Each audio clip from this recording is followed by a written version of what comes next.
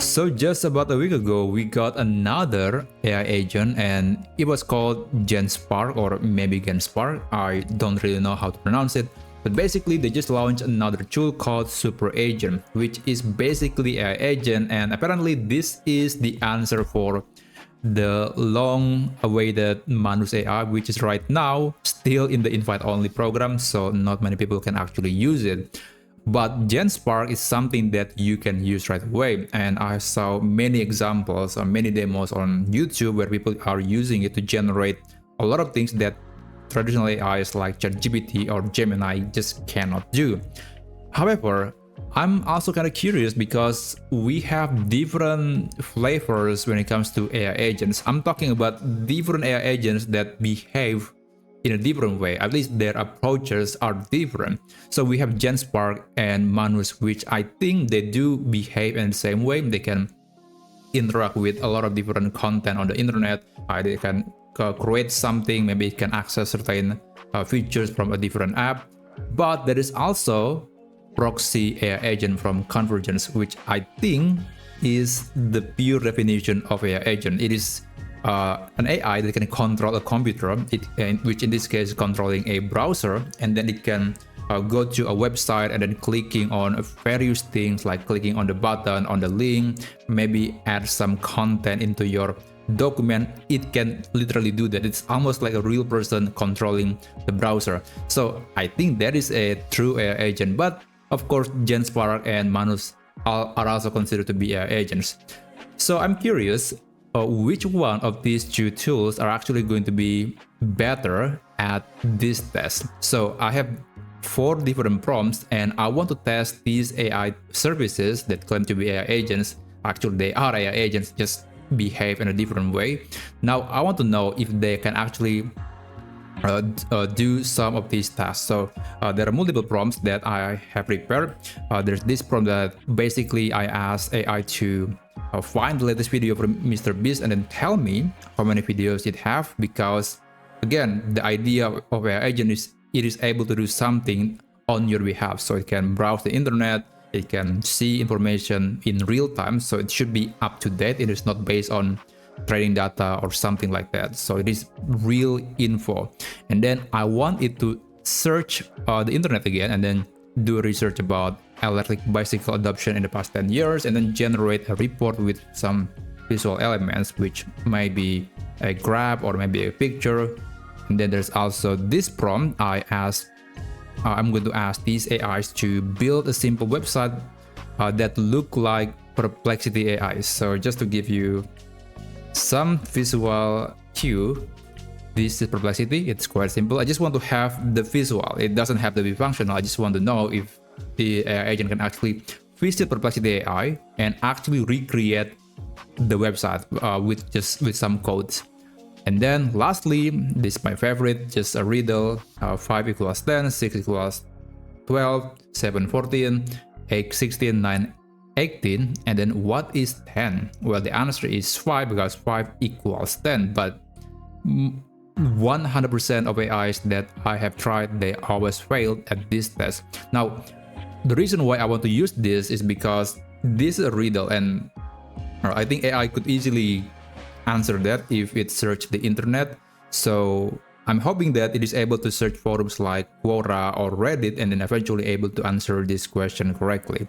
Okay, so I'm going to run this using Genspark and Proxy AI agents, and I will show you the result later. So this is going to take quite some time, and I'm going to just skip forward when it finishes.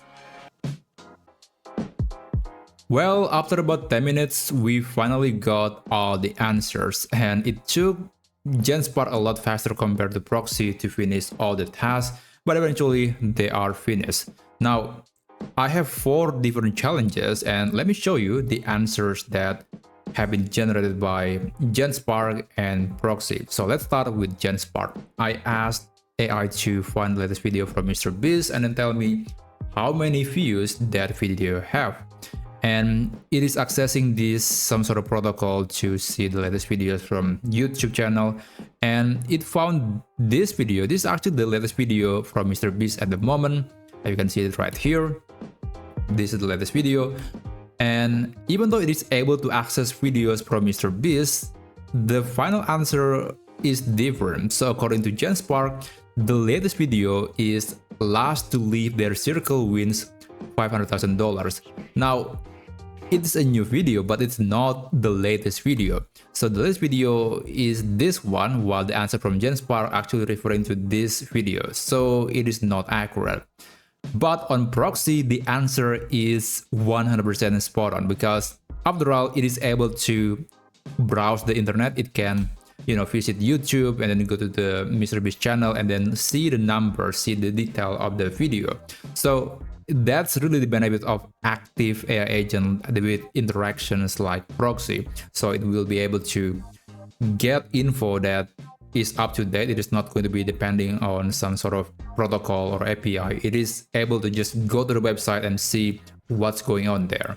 So for the first challenge, of course, Proxy is winning here. Alright, let's move on to the second challenge. I asked each AI agent to do research about bicycle adoption over the past 10 years, and I want the AI to generate a report with some visual elements. And this is the answer from Genspark, and I gotta say, it looks pretty. So this is basically a website, but it contains the report and all the details about the research that AI have done. You can see there are some icons, some numbers, visual elements. There is this graph. There's also a table. There's this nice bullet point.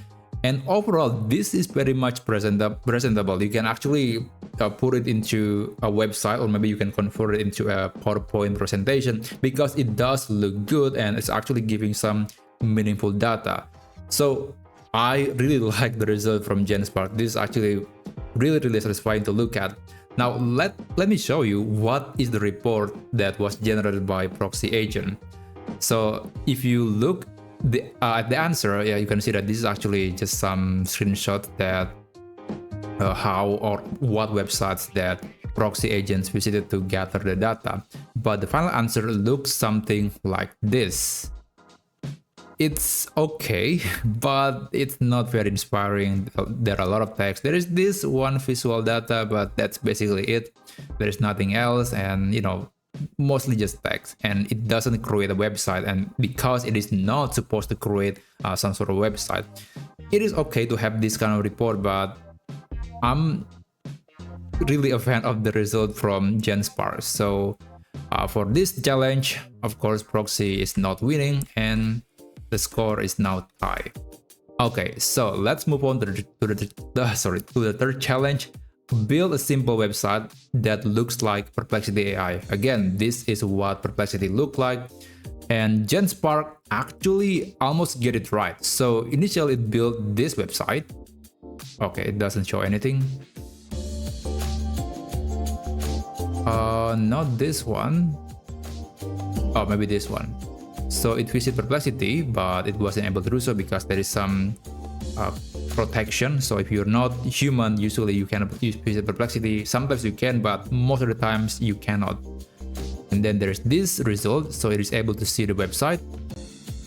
And it created this version, I believe. Yeah, this is the first version of the website that was generated by Genspark.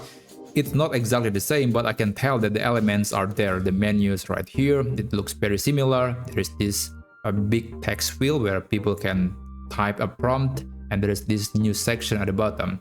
The color is off, but the structure is definitely there. However, I noticed that it keeps changing the UI over and over again. So Genspark will actually take a screenshot about the website and will make adjustment based on the preferences. So it's changed to this, and then it changed to this again. It's just go back and forth, but it's kind of useless because eventually it's not getting any better. I would say the initial version was okay, and it's actually taking a lot of credits. So if you have a premium plan, remember that for each generation it will consume credits. So that's something that you need to know when using Genspark.